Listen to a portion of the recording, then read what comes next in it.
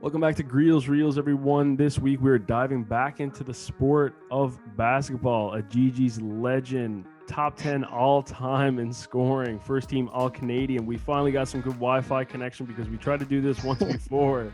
Calvin Epistola, how's it going, bud? I'm good. I'm glad I could finally do this with you, man. It's been almost a year now since we tried the first time, so I just glad know. we got it done. It was in the summer of 2020, and then obviously things happen and people get busy. What have you been up to? Just been living the COVID life, man. Just working out, trying to stay in shape.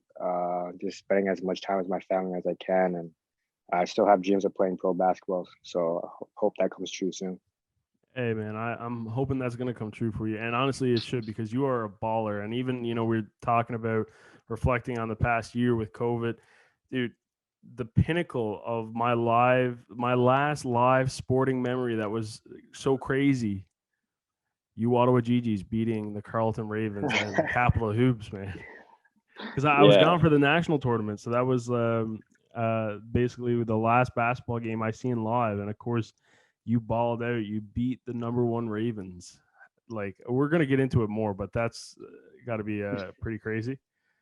yeah. I mean, uh, yeah, that was probably the biggest memory I still have in 2020. So it's that was like the last time I played in front of a huge crowd. So it's a good experience. Is wild, eh? I mean, I'm looking back on the memories because obviously in 2021 you're getting the 1 year memories, right? So in the first couple of months, January, February, everything's normal. It's like we're celebrating that green room after or whatever it may be, and then Yeah. March, April hits, and it's just like, oh, here's another Snapchat of my dog from my home. Yeah, man, I had to turn those off. Like I stopped looking at those. Honestly, so tell me about growing up. Like, where did the love of basketball start from? Like, when did you decide that that was going to be the sport that you really wanted to get into? It was actually because of my brother. So my brother's 5 years older than me, and so I my whole life I just kind of followed my brother along. Like anywhere he go, he would have to pick me up from school, so I was just always by with him. And one time he went to a basketball camp, and I don't think anyone was able to look after me. So I was just there on the sidelines of the camp, and he was doing the camp, and I was just sitting there waiting for him to be done, basically. And then the coach of the camp, his other son was the same age as me, also sitting out. And then he was just like, if you're gonna be here all day, you might as well just join in the drills. So then from there, just that's where the game started for me. Get in at an early age. How old were you then? Like 4, 5, 6? I was five, I believe. Yeah. Okay. Did you realize what you were doing like subconsciously, like, or was it just like, hey, this is fun. I'm playing with a ball and I'm trying to get into this net. Yeah, I don't think I really knew what I was doing, to be honest. I was just there because my brother was there, basically. Fair enough. And now, what I'm curious in terms of the next steps that your brother, were you just always trying to chase him basically and be a better player than him? Oh yeah, I looked up to him my whole life. I still do. And I mean, well, the thing is, he was 10 at the time and I was five. So we basically started at the same time, but I was just 5 years younger. So he like the skill set was pretty close, but he was just always bigger and stronger than me. So working out together was always good. But yeah, I went to all his games and stuff, and I still look up to him to this day. Now, you grew up in Toronto, right? Yeah. So like, is that down? Because I'm not familiar with the GTA too much, and I know that like everybody's gonna say something, or if you're from like I guess Etobicoke, or is Mississauga even Toronto, or is what is it Oakville even Toronto? But are you like downtown Toronto or Yeah, I live downtown Toronto, like okay? uh, like right at. I live like a 10-minute walk from Union Station. Okay, now Yeah, one of my favorite spots is just like walking around like downtown Toronto. As a small town kid, I'm like every time I go, it's still to this day. I'm like, dude, it's a workout to just walk around Toronto. It's like, oh man, this is intense. Like, how did the constant just being surrounded by people like when you were young? How was that? I mean, it was good and bad. Luckily, my parents were able to ground me a little bit and keep me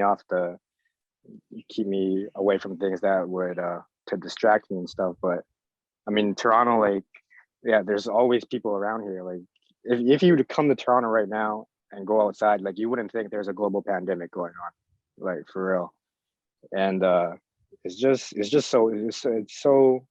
That's why the one thing I love about Toronto is just people are just so happy to be outside and enjoy the city. Now, when you're growing up, are you going to much like say Leafs games or Raps games or even Blue Jays games? I've been to a couple Raptors games. I've been to a couple Blue Jays games. I think the only team I haven't seen live was the Leafs. I've seen Toronto FC. I've seen the Argos. Just had never been to a hockey game yet.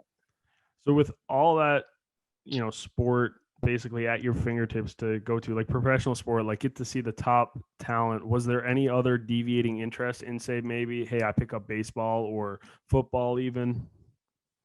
When I was young, I lived like 2 blocks away from a community center, and they offer like free sports to like toddlers or young children. So my parents tossed me into to basically everything. Like I played soccer, I played t-ball, swimming, I played all of that until things got competitive in those sports, and then that's when I kind of leaned towards more to basketball. What do you think caused the just gravitation to basketball? Uh, I think being a part of a team. Baseball was a little bit too slow for me. I would get distracted, and honestly, after t-ball, I was probably too scared to get the ball thrown at me. So, um, but soccer, I wasn't skilled enough. I was pretty quick and fast, but my footwork wasn't there. And so I think basketball, I was just better at than the other ones too. Hey, fair enough, man. My second concussion came from a second baseman throwing the ball to try and get me out, and he just clocked me right in the back of the Yeah, that's why I have to stop, man. head. I guess that could happen in basketball, but I guess maybe you get a little bit more resistance from a basketball to the head as opposed to a baseball or a softball. A basketball to the head can't hurt. It can hurt depending on like if it's thrown at you or yeah, it could hurt. Oh yeah, that's true. I mean, if it's a Kelvin pass though, it's the only way it's hitting you in the head is if you basically miss it with your hands, right? Because that's the playmaking skills is definitely there. When did you start picking up?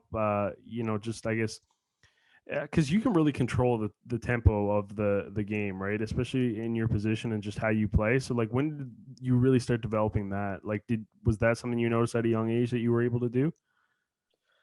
It's funny because the way I played at university is a different person than how I played in high school. When I played in high school, the rules were a lot different. The coaching style was a lot different. So I played at a more slower pace than how I played at university. But the one thing that people told me that they liked about my game was how I handled pressure and stayed composed. So uh, yeah, I'm pretty sure at a young age, I just figured out like nothing can really phase me when I'm on the court, and I just stuck with that. Outside role models in maybe I guess in your everyday life or pro basketball in particular, like Toronto kid, like is Vince Carter the be all end all kind of thing for you? Yeah, man, he was like a god here. Like Mm-hmm. my mom it was in love with him. Like till this day, like she still talks about him. Um, I like at a point when I was young, I didn't know anything. Like, I thought he was Canadian because he played for the Raptors. Like he was just so cool. And yeah, he was like literally the biggest role model of anyone like growing up in the '90s. Man, like he did a lot for this country. So I obviously he goes on and finishes his career elsewhere. But when you see the Raptors win the NBA title a couple of years ago, I that's got to be another pinnacle for you. Yeah, it was crazy. I would too. It was unfortunate I wasn't in Toronto um, when they won. Uh, but my parents, they called me right after they won, and they put me on. They put the speaker on, and they were outside walking like downtown, and everyone was just yelling. So I could only imagine like how crazy the city was, the energy. But yeah, for I was just so happy for them to win. And that Kawhi, funny story, like the Kawhi shot that he hit against the Sixers, I was actually in a ride share back to Ottawa to go back to train for the summer. And then I didn't have data at the time, and I turned on my data and went over my data bill to watch it on Instagram. That's wild. And then yeah, I'm just so happy that he won one, man. All we needed was one. You know, it's funny actually. You mentioned the Kawhi shot. So you know the photo that came from that, right? The one that went viral, like all over the place. Like he's kind of squat down, freaking out. Everybody around him, and the ball's just like waiting to go in. Yeah. So that was taken by the photographer, Toronto photographer Mark Blinch, who has. I mean, if you're into photography and like you're a fan of Toronto or you're a fan of Toronto sports, you know this guy because like he literally takes photos of the Leafs, the Raps, like basically anyone and everything. He's been in the NHL bubble and obviously followed the Raps for the World Series. So the camera that I'm shooting this interview on here now, my 1DX Mark II that I have. I bought it off of him. So that was actually a part of his setup from that night. So his Kawhi shot he took with the No main way. camera that he kept. And then I bought the second one off him that I have no idea if he was using that as a secondary one or he had it up in in the rafters taking shots. But yeah, so I got Mm-hmm. one of his cameras from that night. And I always love telling that story too, because he obviously too, he's just taking so many more iconic like Canadian sport moments. But yeah, it's, yeah. Yeah, that's crazy, man. Like my brother is friends with a lot of creative people who take photos and stuff. And then one of his friends, he retweeted something about that picture, and it was like it was a shot where it was the shot, and the picture was of him shooting the shot, and the quote was, "There's only one person not looking at the shot right now, and it's someone with a camera." So like when I saw that, I was like, man, like photographers, like they might miss the best moment live, but they're gonna capture it for everyone to see, man. Like there was literally everyone's looking at the shot, and one person on the baseline was with the camera pointing at Kawhi. And after that, I was like, just a newfound love for photographers, man. So it's respect to you. It's definitely a different aspect, I will say. Like doing multiple roles on like a game day operations, whether it's say from the broadcasting perspective where I'm like commentating on the game. Now I haven't Yeah. done that in a long, long time, but when I was, you still get to watch the game, right? Like you still kind of Mm-hmm. understand what's happening. When I photograph games, man, like there are some points where I'm like, oh wait, like we're down by 5. I thought we were up by like 30 right now. Like sometimes it's just it throws you off big time, right? Yeah. Yeah, it's true. So now, when you're going to high school, Oakwood, right? Is that like does that have a great basketball reputation in Toronto? Like I'm not familiar with a lot of those Toronto schools. Or are you guys like the underdog in every situation? When I was in high school, the high school basketball scene is totally different now because all Okay. the prep schools. But when I was there and years before then, there were two main high schools. Oakwood. It's either you went if you played basketball in Toronto, you either went to Oakwood or Eastern. So and they're rivals. And yeah, Eastern is unfortunately right now shut down. Like they didn't have enough students. I think the year after I left. But Oakwood, they've won a couple offset titles, which is the provincials. Mhm. And man, like I wasn't even supposed to go there. Like it's not even in my district or anything. But I only went there because the guys I played with in club ball growing up were also going there. So I just kind of followed them there. So how were you able to like execute that? Was there like I guess extra steps that you had to do, or did you even like move to be in the district or? No, I think my coach was the assistant coach there at the high school, so he pulled some strings, or as he said. But I had to write a letter, and I had to show them my report card, and show them my proof of address and stuff. And I think one thing they looked at in elementary was my attendance to see if I would actually go to school. Oh, wow. Yeah. Well, it's funny because, you say that, and a lot of times, people look at it like, oh, like high school or sorry, attendance in middle school or high school or elementary school, like none of that really matters. The grades don't matter in, say, middle school or even really high school. But hey, obviously, like sometimes it's decisions like that. And if you want to go and pursue a dream of playing basketball or whatever it may be, sometimes it's just like, hey, showing up in elementary school actually pays off. Man, like I think it was just yeah, that too. I think it was just more of like they didn't want like a bad student just coming in just to play basketball. So, but yeah, I didn't even think of that. Like going to elementary school actually paid off. So now, when you get there, how's that rivalry with with the school? Is it obviously being a part of the GG Carlton rivalry? Is it as intense as that as it possibly can be at a high school level? Yeah, I think it's very similar. Mhm. It's very similar. Games are sold like well, you can't sell tickets in high school, but the crowds are crazy. Uh, People from the other school are traveling with the team, skipping school to go to the other school to cheer on the team. So it was very competitive. Uh, just like against Carlton, we played them during twice in the regular season and in the playoffs. So it was always good competition. So wait, you can't sell tickets for high school games? At my school, no, we didn't.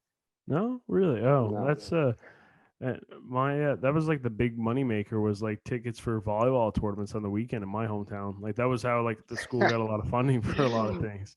Yeah, we didn't get a lot of funding to be honest, but we had a good basketball program. Hey, no, I mean, fair enough. Was there any alumni, any guys that you like kind of looked up to that also went to Oakwood? uh, probably my coach and his son. Um, Norm Clark was his name. Was my coach's name, and his son Julian Clark. He's actually a doctor now. He played Division 1 basketball at Santa Clara, and I'm best friends with his younger brother Brody, who played at Alberta and is playing pro basketball in Germany right now. So with that, stellar environment around you, was that just always a motivator as well? Just trying to be as good as the people that you've been surrounding yourself with? Yeah, I mean, like when you walk down to the gym, there's like a case of all like the newspapers, articles of the team in the past, all the banners, and yeah, like just walking by and just walking into the gym. It's a very small gym, and just to know that champions and good players have made it from a small gym with like that's people call it shoebox sometimes. That like good players come out of there is it's pretty motivating. How many is in a graduating class there?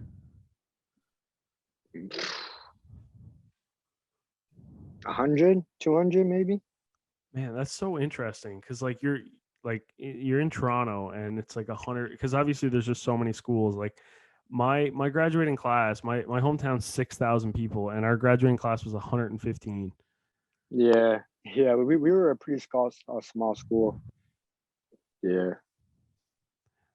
Yeah, and it's like it just fascinates me because you're like in Toronto, like so many people, and yeah, I've just never, I've still yet to wrap my head around that because I'm like, I know for us, we like, there could be some kids who like live like probably like 30-40 minutes away from like our actual school, so like they'll take the bus and stuff like that, so we like maybe pick up 20 from here or like 10 from over there because Right. my hometown, it's nicknamed like the Eastern Hub. So there's like a bunch of other towns, like smaller towns that kind of come to Clarenville for say like groceries or things like that. Okay. Yeah. And depending on like how competitive they want it to be, or if they wanted to like maybe specialize in like a particular sport. Like I know like some guys, there was one guy, he didn't, in my graduating year of hockey, he was driving like an hour twice a week to practice because he lived like an hour out in like a different town, and that's not like that's not like Ottawa traffic, like Canada to Ottawa in a rush hour. Yeah, That's like nothing's on the road, and it's still going to take you an hour to get there, right? So that's ridiculous. Yeah, yeah. My school was pretty small. Like the school that Tremaine went to, Northern, that school was humongous. yeah, Like, eh? yeah, they had a football team and everything, a full field. So they have a big school. Did you know Tremaine growing up? Man, no, I didn't. I like even like guys like Jordan Berger, who I'm friends with now. Like Yeah. I didn't know them until I went to um to Ottawa. But like kind of like you kind of like I went to a game day one time. I see he's from Northern. I'm like there's there has to be some mutual friends. So I just go up to Jermaine one day. I'm like, yo, what's up, man? Like, you're from Toronto too. Like that wasn't the conversation, obviously, but that's how it went. But like that's how the conversation with Jordan Berger actually went. Like I met him one day in the cafeteria, and then he was like, "Oh, you went to Oakwood?" I'm like, "Yeah." And then he just started naming off people like from the basketball team, and I'm like, "Yeah, I know him, I know him, I know him." And then yeah, we became friends. So is there the similar mutual excitement that because immediately I just think of obviously like I'm a Newfoundlander. There's only 500,000 people in our whole province. I guess it's 6,000 my town. Like when I meet somebody from Newfoundland from back home away, like there's just automatically like you're awesome. I love you. Let's be friends kind of kind of thing. Obviously Toronto has such a bigger population. Does that still replicate? Is it still as strong? I mean, obviously I guess you can't really relate to the Newfoundland to Newfoundlander kind of thing, but I'm curious like how excited do you get when you find somebody, I guess, randomly from a high school or a similar high school or even just a similar area that you grew up in Toronto? Yeah, it's pretty satisfying, honestly. Just knowing that there's someone uh, also in Ottawa that maybe had the same experience that you have, maybe rode the same bus, went to the same places, could bond over that stuff. It's pretty cool.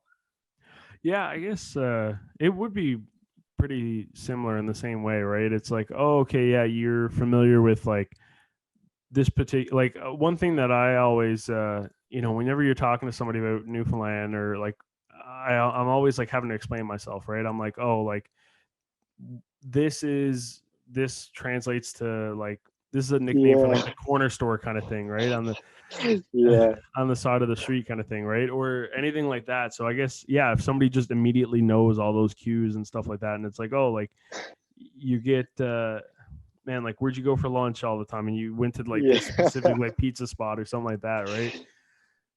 yeah. Like there's countless times with me and Jordan, even Tremaine. Sometimes we just like obviously if you're from different parts of Canada, people do stuff differently.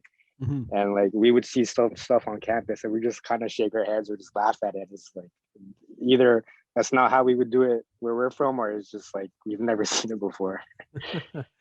Oh, that's true. Like Canada is so different. Like even just from Newfoundland to Ottawa, like people are always like, "Oh, like what's it like?" And even it's funny because I tell people like when I first went to Toronto and I visited Toronto for like weeks on end, like I noticed I was in a bigger city. Like it was like I said, man, it's a workout getting from like 2 blocks in Toronto. So many people, like all this, but then from Newfoundland to Ottawa it was it's like Ottawa's such a big city with a small town vibe though, so it doesn't feel like as much, and it still is a culture shock because you're just like, holy smokes, there's so many more people, which like sounds crazy because you're only going within the same country, but it is Right. different. But Ottawa allows for that transition. Did you pick up on a big like almost like a slowdown of like your everyday vibe when you got to Ottawa, like just growing up in Toronto all the time where it's such hustle and bustle?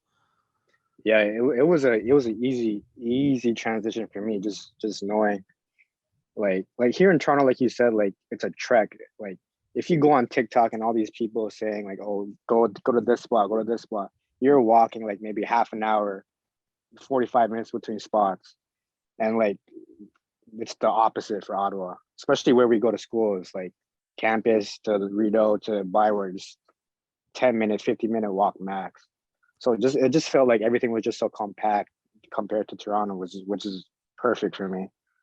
Yeah, that is honestly the biggest plus with I'm gonna say any university experience is if your campus is downtown, like you're gonna have a great time. Like if you're if it's just like you're close to everything, because it's not even like say like the nightlife, right? Like you got great restaurants, like different places, like I've never been to them, but like escape rooms, like different things like that that are only like 5-10 minute walk, and like you don't have to be dishing out on an Uber all the time or something like that, right? Or sitting on a bus for an hour. Exactly. Yeah. Yeah, I mean, it's funny, man. The one of the first things that I remember of like realization that I'm not in a small town was when I was actually in Toronto. I hopped in. Well, funny enough, I was going to do a interview for to try and get accepted into Ryerson for an undergraduate program. Spoiler alert, didn't get in. I'm there now doing my master's, so I'm a little bitter, Big but time. whatever. It worked out. So, but the funniest thing is I hopped in, and I think the office building was like Dundas or something like that, like one of the classics. Or so I just rhymed off the street address, and he goes, "Okay, east or west?" And I'm like, "What do you mean? Like east west? Like what? What is?" And he's like, "Well, Yeah. yeah. So news to me, there's an east and a west version of the exact same address. So I took a guess. It was the wrong one, and I got out, looked at my Google Maps, and I was still like a 30-minute walk away, and I was like, this is just Nah. does not seem efficient. Yeah, man. Honestly, that's not even your fault, man. They should have gave you the E or the W at the end of the address. Yeah, maybe they were. I mean, I don't know. You say it's not my fault, but I'm pretty stunned sometimes, so I'm gonna I'll let them slide. But yeah, man, it was dude. It's so crazy. Like my hometown has 3 stoplights, dude. Like just for comparison. Yeah, I've never been to Newfoundland, but when I was in Halifax for a tournament, I think it was during the winter break, and one of my teammates, Gage, is from out there, Mhm. and we were walking outside the hotel, and there's like full on traffic going on in the street, and then Gage just starts walking, and he just puts his hand up, and they stop for him, and I'm like, Yeah. that would never ever happen like in Toronto. I was just shocked. Like a couple of weeks ago, I was walking with a bunch of packages, and somebody pulled over and was like, "Where's your house to?" And like at this point, I had already walked like 2.5 kilometers, and like my house was I was right in front of my house. So I was like, I'm literally right here, man. No worries." But like, where were you 2 kilometers ago? But Yeah. yeah, Man, man, it's that's amazing. yeah, it's definitely different, right? Like it's one of those things that make it a little bit special. But speaking of Newfoundland, and you were out in Halifax, but you guys have also played. You've played MUN, right? Memorial University of Newfoundland in some preseason Yeah, games. yeah, we Okay, have. so now obviously U Ottawa has a great basketball reputation. You're one of the best in the country. I'm curious how like that matchup. What was that like for you? How good? Because I know you guys won, right? So like, how good did the Seahawks do? Do you think? Like from a tactical Uh, standpoint. um, to be honest, we played them. I think I played them over my 5 years, maybe two times or three times, and they've always had solid players. Just maybe they would have one or two solid players, but their depth was just not enough to compete. Mhm. From the tactical point, like they gave the ball to their best players and they just let them work. But in this last year, they had a really good player. His name was Cole Long. He went Division 1 to Detroit, and he bounced back and started playing for Memorial, and he was good. He gave us some problems, but yeah, it's hard just knowing like playing, getting ourselves motivated for a game like that. It's a lot harder than motivating ourselves. Like we don't have to motivate ourselves to play Ryerson or Carleton, Mhm. but to play against Memorial at a Queens tournament Saturday, 2 p.m., no one in the crowd, everyone's out there, homecoming, like that's a tough game to get motivated for.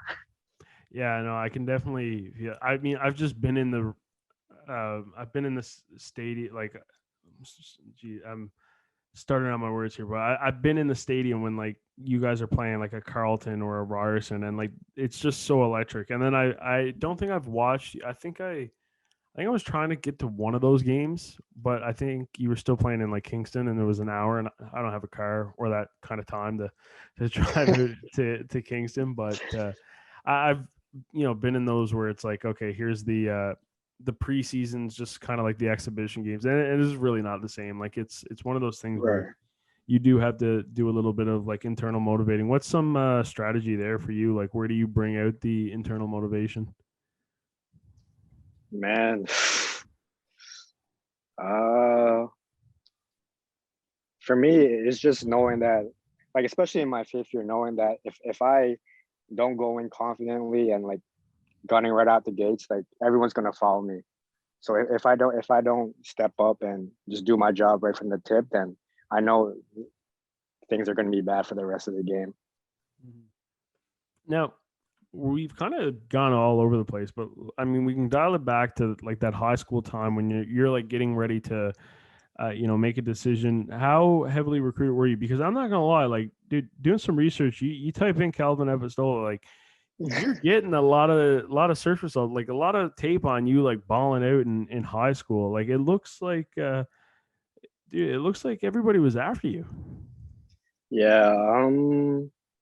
Well, U of T was the first school to recruit me, which was like in grade 10, and it's because their assistant coach also went to the same high school I did, so he would always pop in to support games, and he saw me play from a young age. So uh, yeah, I kind of thought about going to U of T here and there, especially because they showed a lot of love. But yeah, later on going to grade 11 and 12, uh, I actually went on two Division 1 visits to Buffalo and Northern Kentucky, and just things didn't work out.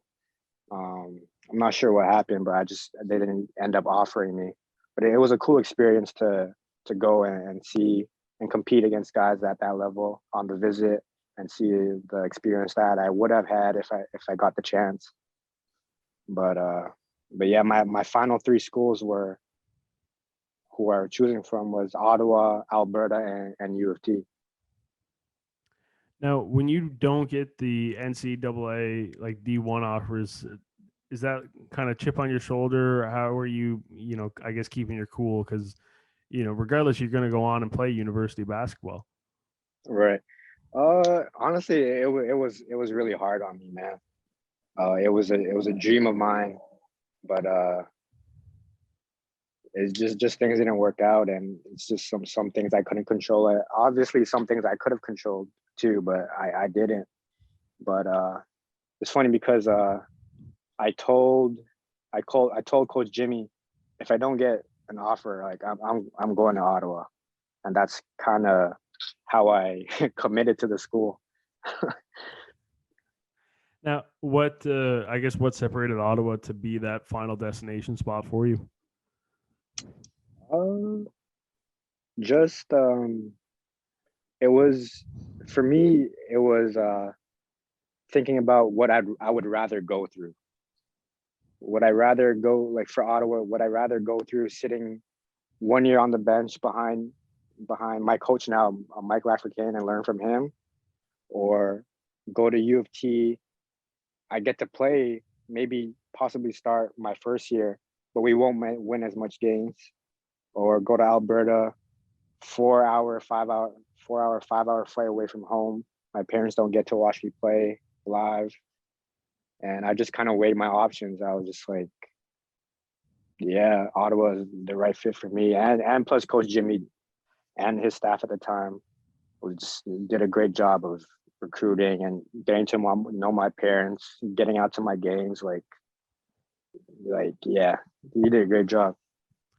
Now, you say you choose Ottawa, obviously, because of all those reasons. But the one thing that you pointed out there was, knowing the situation and the fact that you kind of had like sit 1 year and, kind of come in and replace a guy. But that didn't really work out like as exactly as planned. And I know there was a lot of adversity in there. And I know a lot of guys actually, because I've chatted with some guys and they were like, honestly, I was shocked that Kelvin didn't transfer on us kind of thing, right? Because he had every reason to do it. So, like, take me through that whole process of once you're finally at U Ottawa and then things kind of get derailed, I guess, from that initial recruiting plan.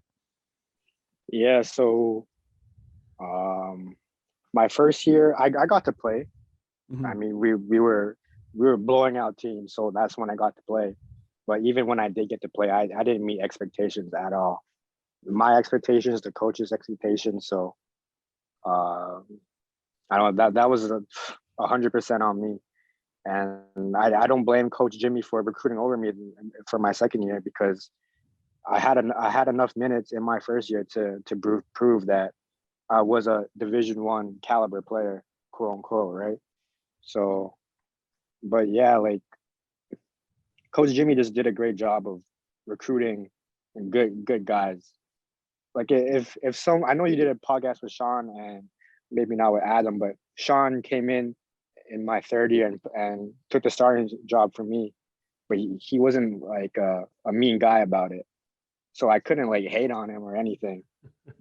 And if I'm gonna be that guy to be mad that someone took my spot, then it's just not gonna help the team win. So I just took the bullet basically. And I guess it's got to be almost like euphoria when you get the minutes, and I guess you almost come into the player that I would assume a first team All Canadian is what you expect you are. Uh, yeah, it was like during my second, third, and fourth year, it's kind of like when I did get the minutes and when I did play well, it was kind of like, yeah, yeah, I'm happy for myself, but I should be doing it more consistently. You know what I mean? So it's like, yeah, I'm happy with what I did, but if I want to get to the next level and be all Canadian, I have to have higher standards for myself. What do you think was the key factors in not actually performing, living up to that title of a Division 1 caliber in your first year? Probably thinking I was Division 1 caliber going into university. Mm-hmm. Just I kind of walked in knowing like, or just in my head, be like, yeah, I'll just chill my first year. Like I'm not going to play anyways, but I could have went Division 1 and just kind of shrugged it off. Didn't really work on my game or stay in shape, so I had it coming for me, honestly. But just after my first year, just I had to switch my mindset and like what I tell people all the time, like what helped me was I just learned to act like I didn't know anything. Like I know nothing. Like just getting every opportunity to learn was so helpful for me. Now, when I guess Coach Jimmy starts recruiting to replace you more or less in the second and third year, it is, yeah. I mean, you see it all the time, right? A lot of people transfer. Like, what was it that you were like, no, like I am gonna stay here and compete? Uh, Honestly, I loved Ottawa. I loved the school.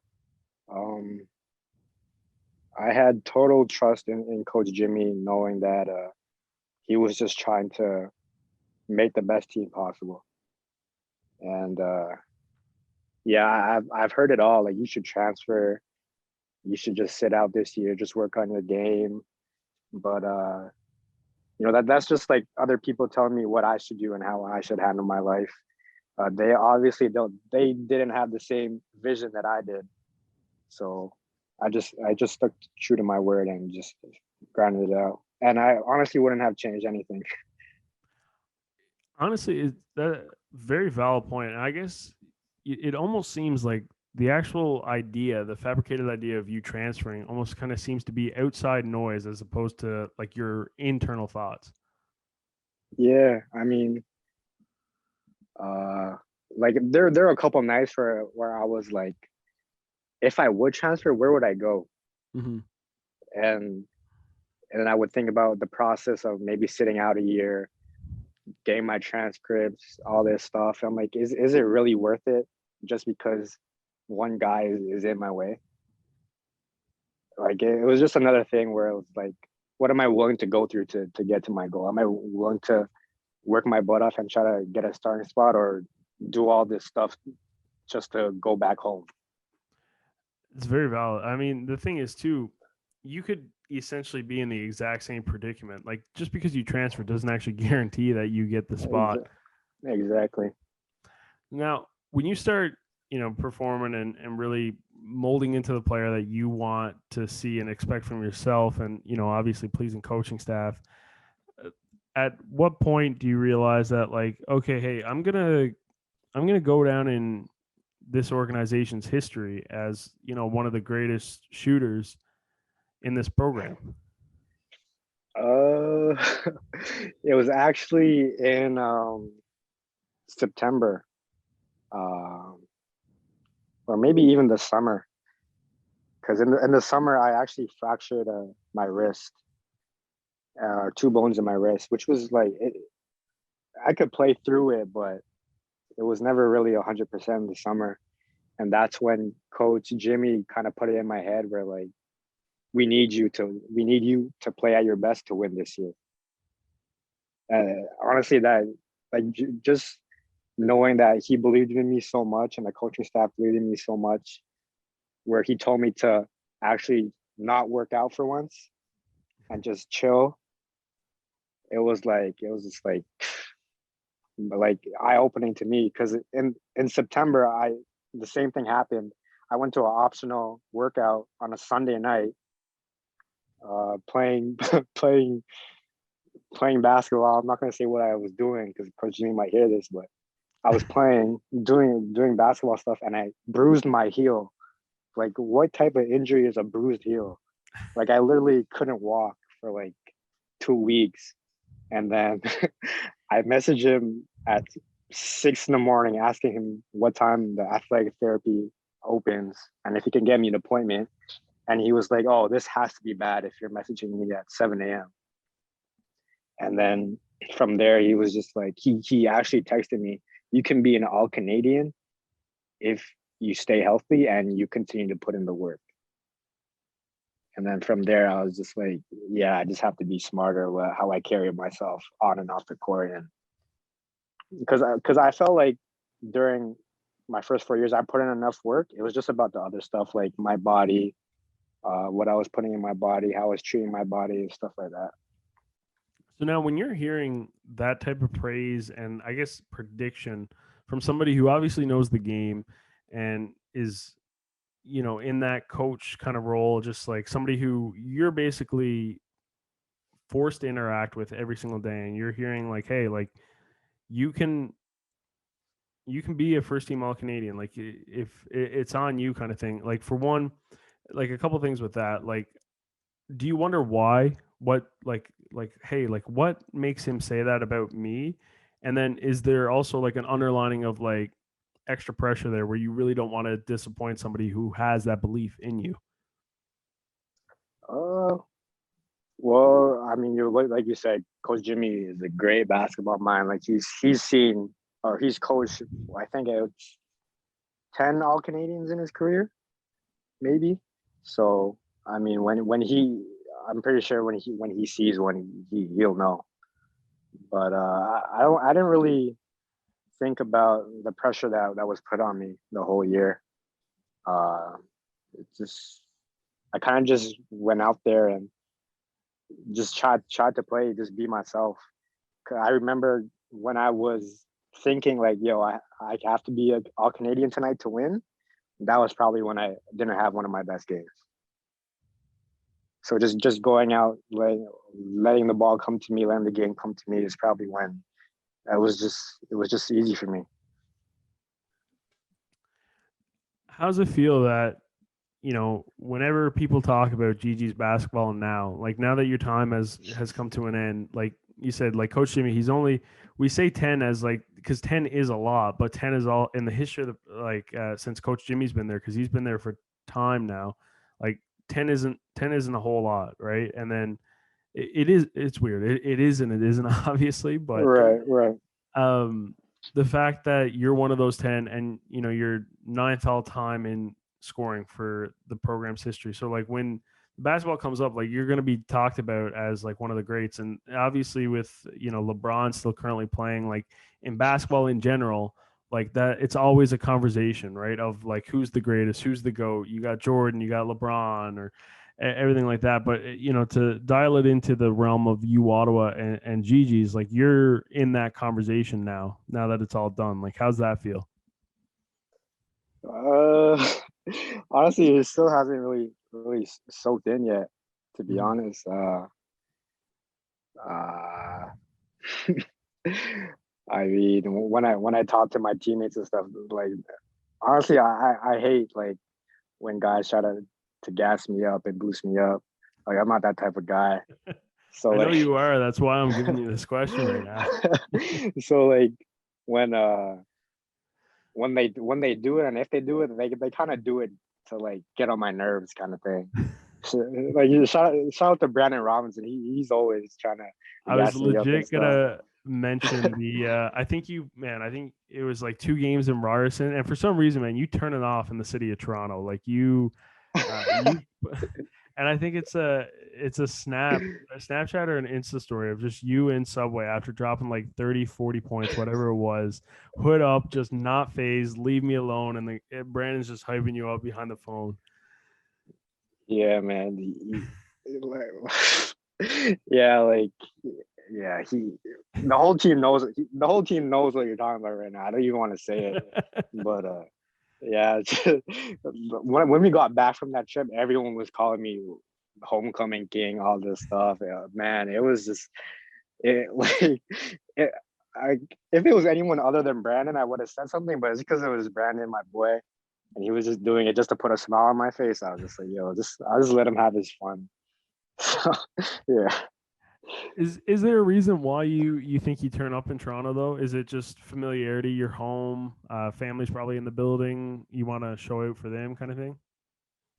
Uh, yeah, probably just because of my family, just being there. Just that weekend specifically that you're talking about though, I do remember the weekend before I played terrible. I played like probably the worst game of my season that year, and I was benched. I didn't start that game, so I kind of tried to make a statement. Like coach lit a fire under my ass. It worked, and I played well. So Mhm. Fair enough. So highlights through it all. I mean, we mentioned it at the beginning of the podcast. Is that Capital Hoops one beating Carleton rain high, or is there other moments too that rank up there? uh, the funny thing about Capital Hoops is like it's high because it's Capital Hoops. Hmm. But if like real basketball fans know, like if you actually paid attention to the game, like I played terrible. I didn't play my best game at all. Like if you were to tell me that we won the game and I played great or that I played bad, like you wouldn't believe it. But just knowing that I was able to make the 2 free throws at the end just after a tough game, it was a good experience. But Yeah, man, I'm like you're kind of selling yourself short a little bit there, man. Like coming down in the last few minutes, because hey, man, you can have a bad day, but at the end of it, like that those last 2 minutes, if you put it in clutch and you come out with the win, then like I don't know, man. I'm a disagree a little bit. I think you finished strong for sure. I appreciate that, man. But yeah, thank you. But my first year at Capital Hoops was unreal too. Like I think I played 2 minutes, but just we won that game too. And Mike was going crazy. One of our stars, Kale, was down, and like there's actually a picture of me in the locker room of me like yelling off the bench, and like I rarely ever show emotion. So that was a cool memory too. Uh, Yeah, my 5 years was a lot, man. We went to Costa Rica twice, which was cool. And I'd say like the best memory just was my whole fifth year, to be honest. The fact that we got to host nationals in Ottawa. Um, it was just it was really meaningful for me because for people who don't know about the team that year, in the first semester, Gage goes down with injury. Guillaume goes down with injury, and we have a total different starting lineup than we planned for the whole year. So we start Sean, who hasn't played in 2 years, Boris, who's in his third year, who hasn't had any meaningful minutes in his first 2 years, a rookie, Thomas Chilton, who's 19, and Marlon, who hasn't played in maybe 3 years. So just seeing the growth of the whole team and the relationship I had with the rookies and the coaching staff is just, the whole year as a whole was just probably the best memory. Now, when you're playing, you said you rarely show emotion, which is very true. Does that kind of go back all the way to that, like, 5, 10-year-old kid who was just always calm, cool, collected, didn't let any outside noise kind of bother you, or is like, Honestly, it's kind of weird because when I was younger, when I was 5, 6, man, I was a crier. Like I cried all the time after a loss, everything. And like there's a story that one of my coaches' wives when I was younger used to tell me all the time, where like there was a drill where it was like a relay race, and the first team to score 10 layups would win the relay race. And I was the only one on my team ever to be able to make a layup at that age. And then when it would get to the 10th basket, and I was my turn to go, I would never ever make it, and I would always just be crying, and we would always lose, and that always stick to me. And it was just from there, I was just like, man, like I'm not letting anything really get to me anymore. honestly, that's a very valid point. I mean, man, that's so funny. I sometimes I like to reflect and compare and on my own experience, and my basketball skills are terrible. Every time I pick up a basketball, especially at that age, it seems to end in tears, mainly because I bust an ankle or something like that. Like I Yeah. try and take a jump shot, and I fall my ankle, and then my hockey coach or volleyball coach is like, "What were you doing?" I'm like, "Messing around in gym class." Like, Yeah, man. I listen. I want your scouting report, okay? Like you know me. Why, out of all the sports that I used to play in high school, like soccer, hockey, why is basketball the one sport that I could not be good at? Like I got a career high 3 points in the Newfoundland Winter Games invitational tryout. Like it was only to try and get to the actual tournament, and I got 3 points in that game, and that was the only time I ever really scored. Like still Right. to this day, I tried making. I went to one of my workout classes, and they had a basketball hoop there, and I'm just like tossing it in, and dude, rimming out every single time, like brick, brick, brick. Why? Why am I not good at basketball, Kelvin? It's probably it's funny you say that because like I was with my friends the other day, and we were watching basketball, and like and I was like, yo, he looks like a soccer player. And it's just like you can tell someone can't play basketball when they try to play basketball. Mhm. And like it's a lot of repetitions that you have to go through, muscle memory, that like if you just pick up a basketball and just try to play like at a snap of a finger, like it probably won't turn out well.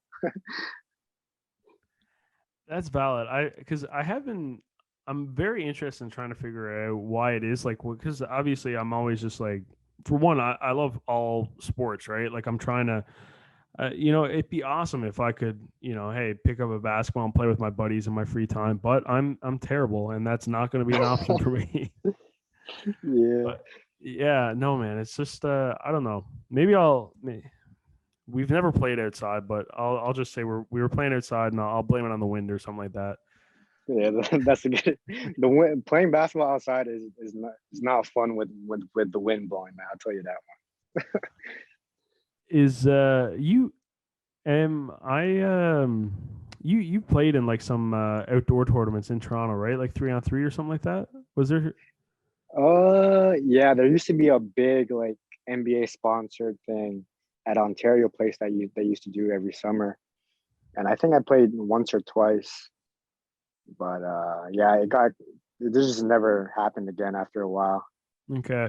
Was that is that like a fond memory? Like is that something that like you maybe took some lessons from or anything like that? Or was it just kind of like, oh, let's do a pastime? Because also basketball seems to be one of those sports where it's like every other weekend or something like that, there's like a charity basketball 3-on-3 or something like that. Like you can always find yourself having like a little like free throw competition or something like that for Right. like and obviously like that's your specific sport. So it's not really like you can just kind of go in there for strictly for fun. Like you're obviously you're a competitor, like you're gonna want to turn it up and compete.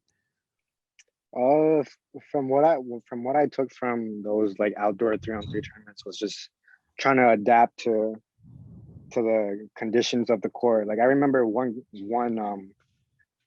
court had a basketball rim that was like slanted up, and you wouldn't be able to shoot it without you wouldn't be able to make a layup without using the backboard.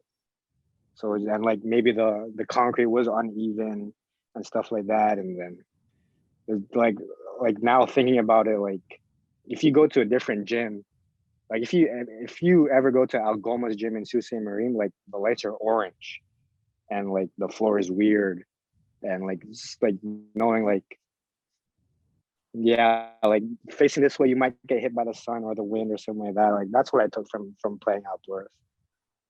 Okay, yeah, fair enough. Now, I know you mentioned at the beginning you're still, striving for the pro basketball dream. Obviously, that gets a little bit harder just with the current climate of a global pandemic and whatnot. But uh, yeah, any I guess update or expectation there? Like, how are you handling all that? I was actually supposed to leave in April and sign with a team in the Philippines in the second division, but the cases over there were unfortunately too high for me to leave or to enter the country. So things are looking better now. I'm aiming to leave maybe sometime in the summer, or that's what I'm hearing, but nothing's really confirmed yet with COVID. So I'm just trying to just wait it out. Fair enough. In terms of, I guess maybe an international pro basketball career, what would you hope? Like when the the GG days are done, but when the I guess the basketball days are over, what would you kind of hope that I guess you accomplish within the next few years here? Honestly, I just want to play basketball as long as I can.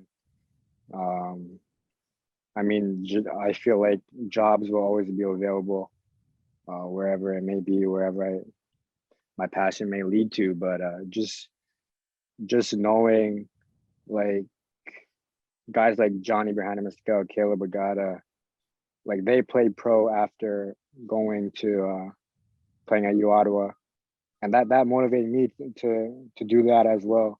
So for me to go and um, be role models for guys like Kevin, Dragon, Cole, even Gage, whoever wants to play pro, just for them to see it uh, possible, just be a role model for them too. What do you think makes the difference between a university player who can go on to play pro after, and just a good university player who maybe doesn't have the pro career after the university? I think at that the transition between after your fifth year and playing pro, I think from there your skill set should be down. You're just trying to perfect your game at that point. I think what's really important is mentally if you're willing to go across the water and play and have people yell at you with uh, in a different language, or I hear stories of people playing for coaches and they don't even speak English or stuff like that. It's really it goes back to like what you're willing to go through to to get what you want. I've talked to a few guys about this, and this is again just me being a Newfoundlander. Carl English, is that name familiar for you? Yeah, I know he's a basketball player, Team Canada, born out east. Not too sure where though. Yeah, well, he's a Newfoundlander, right? So Oh, he's okay, okay. yeah. So we've obviously he's like probably he's it's safe to say like he's the best basketball player this province has ever produced. Obviously, so I'm always whenever I chat with basketball players, I want to because I chatted with Sean obviously a couple of weeks ago and Vic as well, and both those guys were like, oh yeah, like used to watch Carl English on Team Canada all the time. So I'm always I just love the fact that like his story is incredible. Like his whole career, I've always been a big fan of, and it was funny. I actually had the chance to talk to him a couple of weeks ago, and I told this story like my most vivid Carl English like memory, more or less, is whenever I would get called down into the principal's office. My principal in high school, huge basketball fan, so he had like all these different pictures in his walls, and there was just this one like University of Hawaii Carl English plaque that I would basically just stare at for like 20 minutes at a time whenever I would get in trouble, basically. Yeah, man. Yeah, that's like literally visual representation and just like trying to follow your dreams and stuff. That's pretty cool.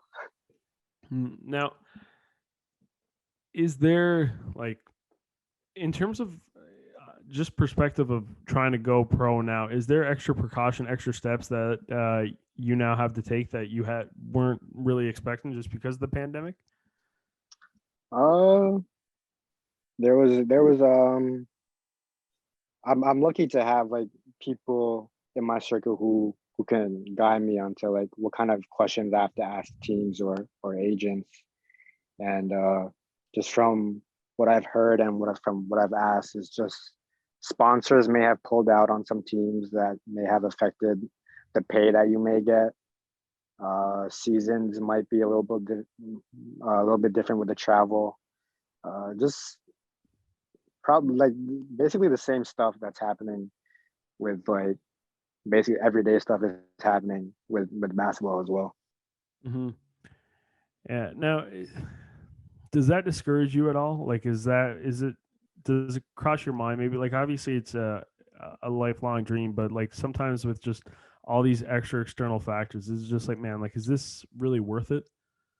Yeah, I've definitely thought about that multiple times to be honest.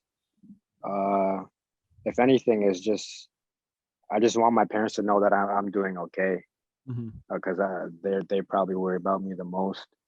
But yeah, at the end of the day, it's like again, it's what are you willing to go through to do it? And honestly, if I get paid less 20% just to do what I love and as a job, still can't say I had a real job after university, then I can't complain. Get paid to play, man. That's Yeah, always the exactly. dream, right? No, for sure. It's always it's interesting because when you chat with like people who have this one goal and stuff like that, and especially in the realm of like athletics, a lot of times there's this identity of in all honesty, if you took sport away from me, I would struggle with like who I am, because it's like, oh, like this is a big portion of my spare time, my work time, like everything like that, right? So all of a sudden it's like why would I give up on something when it's like, it's kind of one of those things where like, yes, to a certain extent you don't want to hold on to something for too long, I guess, Right. if but there is this other thing where it's like, man, like this is the dream, this is like who I am as an individual. Yeah. I hear that all the time about like my plans after basketball, what I plan to do and stuff. And honestly, I don't see myself working a job or doing anything long term without being able to connect to people through basketball or with a basketball or any type of thing like that. So is that a little hint that we might see a Coach Kelvin soon?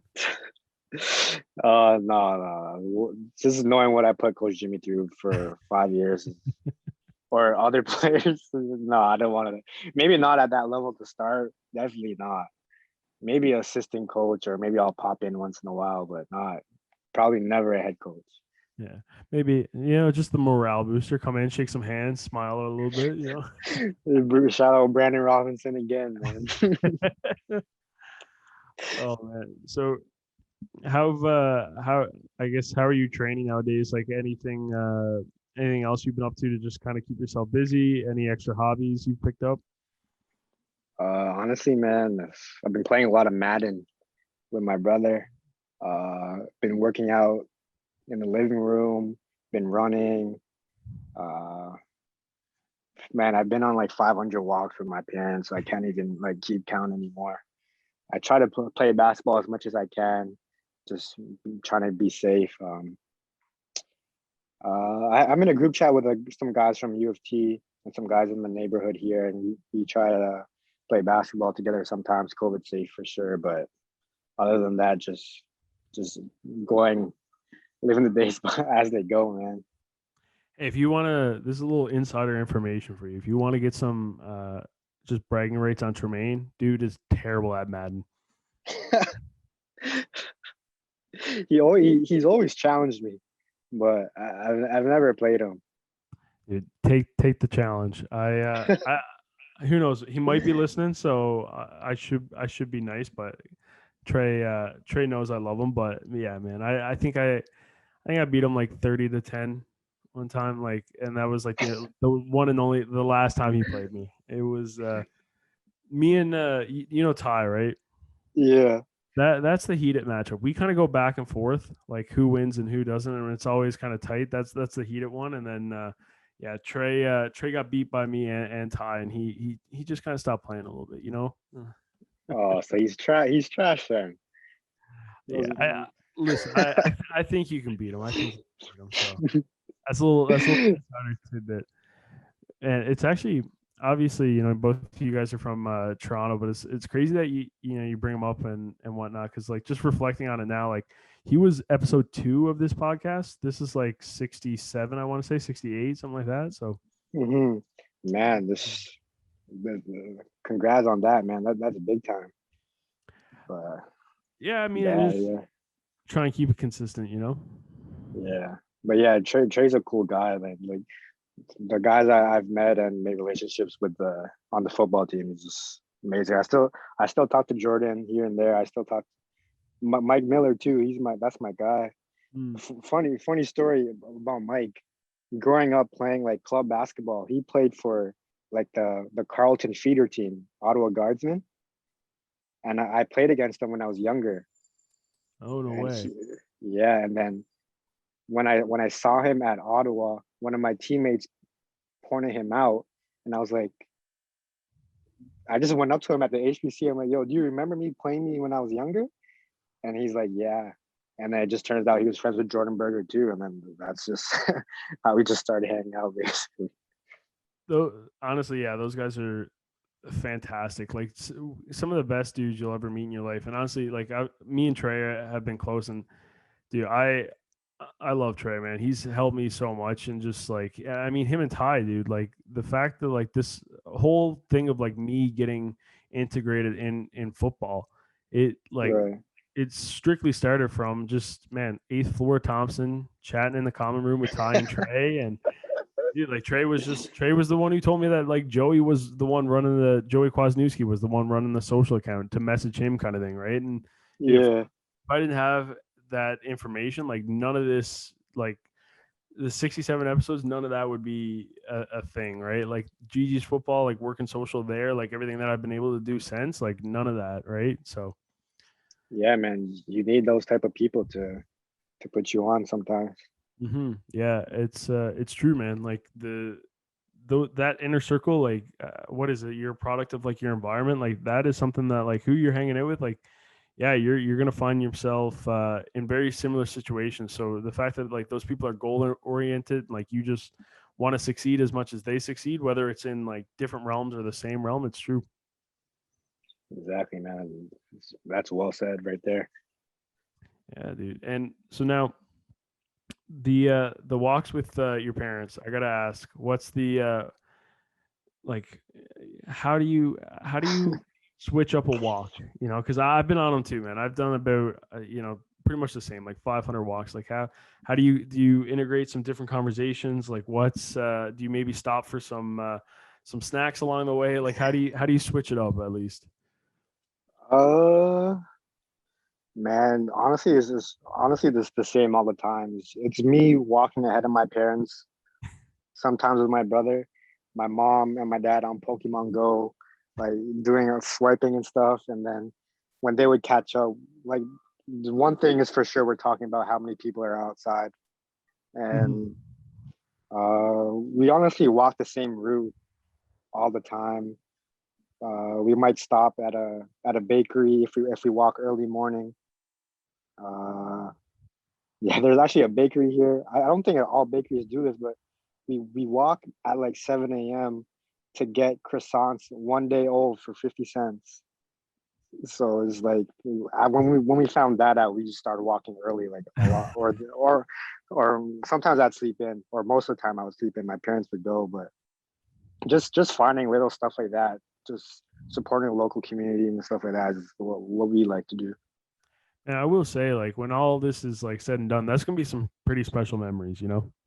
Yeah, it's like the little things that you can talk about from like Coach Jimmy always used to preach to us like you're not gonna remember like the wins and losses and stuff, but you're gonna remember like the bus trips. Like if you ask me about a bus trip or on a certain weekend and who we played, I won't remember who we played, but I can tell you what happened on the bus and why we were laughing for 5 hours.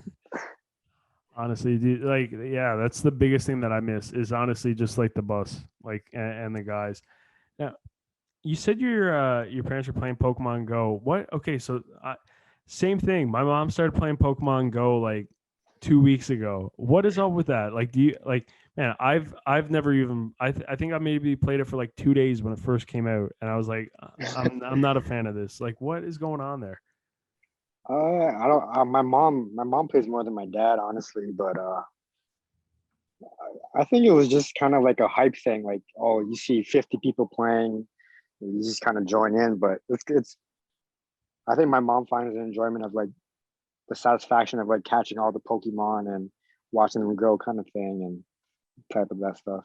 I was walking with my mom the other day, and all of a sudden she like veers off, and I'm like, what are you doing?" And she's like, I'm catching catching a Pokemon," and I'm like, "What?" And she's like, "Yeah, Pokemon Go. Have you heard of it?" And I'm like, "Oh my gosh, come on." Yeah, yeah. Ugh. My mom took off when she started adding friends, like my cousins and stuff, and you can send gifts from like different land points in different cities. So then, so yeah, she would always ask for like ones that were rare and stuff. So she would get like extra points or something like that. Maybe our moms can be friends on the Pokemon Go app. Yeah. We'll figure something out. Oh, dude, hey, it's been a blast catching up with you, man. This Yeah. is everything I had for you. This is the part of the show where I hand the podcast over to you. So I mean, you can chat whatever you want, life lesson, childhood story. I mean, it's your show.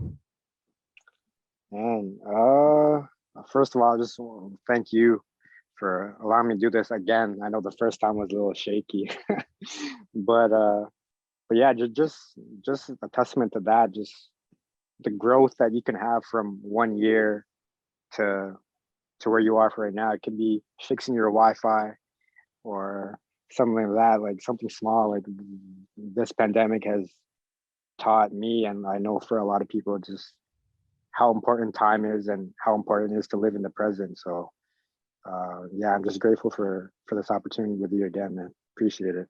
Yeah, no, 100%.